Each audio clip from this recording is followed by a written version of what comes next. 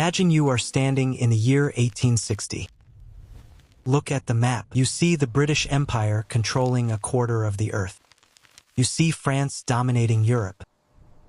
And then you look at the United States. What do you see? Not a superpower, but a failing experiment, a backward agricultural nation tearing itself apart in a bloody civil war.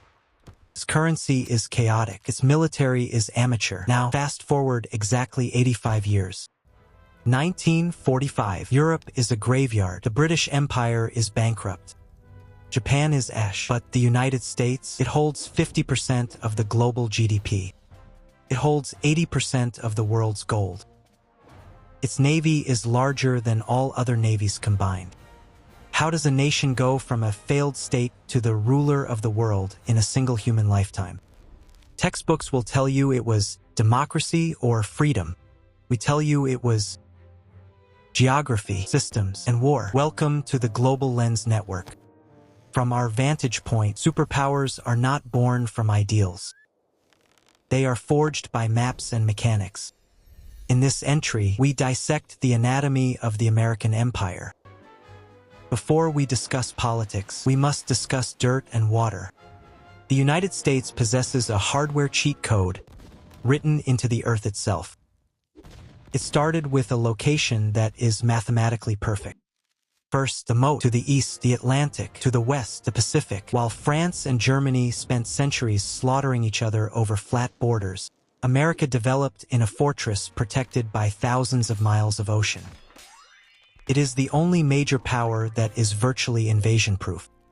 Second, the blood, the Mississippi River Basin. This is not just water. It is the world's largest naturally occurring transport network. 14,000 miles of navigable waterways. Why does this matter? Because moving cargo by water is 10 times cheaper than by truck. While Russia struggles with frozen tundras and Africa fights against deserts, America simply floats its wealth down a river.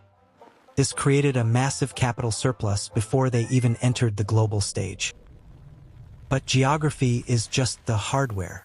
To run a superpower, you need software. While Europe was entrenched in aristocracy and rigidity, America installed a different operating system. Property rights, innovation, immigration. They didn't just extract coal. They protected the patent of the machine that mined it. They didn't just grow corn. They imported the best minds from a burning Europe to engineer it. A fortress is useless if the people inside are fighting each other. America built a system where greed was channeled into growth, not confiscation, but resources and systems alone do not make an empire. You need a crisis. 1914. Europe commit suicide. World War I was not just a tragedy. It was the greatest wealth transfer in history. Before the war, America was a debtor. They owed money to London.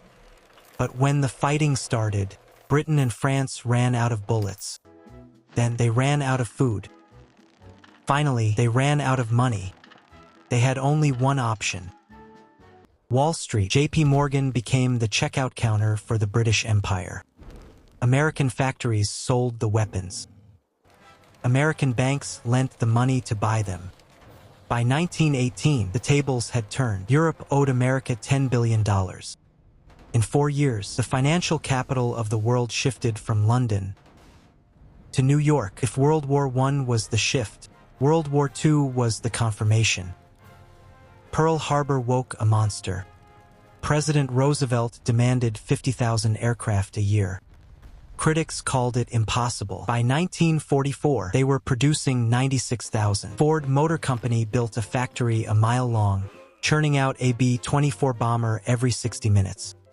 The United States did not just fight a war. It drowned its enemies in production.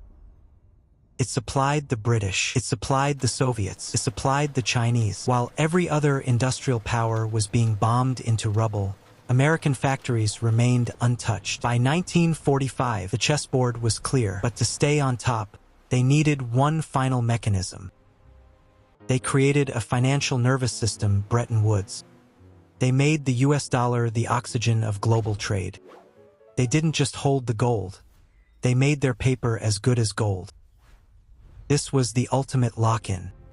Even years later, when their factories slowed down, the world still needed their currency to breathe. America became the landlord of the global economy. But the world does not stand still. The advantages of 1945 are fading in the light of the 21st century. Technology is eroding geography. Competitors are no longer waiting for nature to give them a river. Look at the East. They are building their own rivers out of concrete and steel. High-speed rail and megaports are bypassing geological luck. Missiles fly over oceans. The internet ignores borders. The cheat code is not expiring, but the game is changing. The fortress is still strong, but the moat is getting narrower. The challenge for the next century is not conquering land, but conquering the speed of evolution.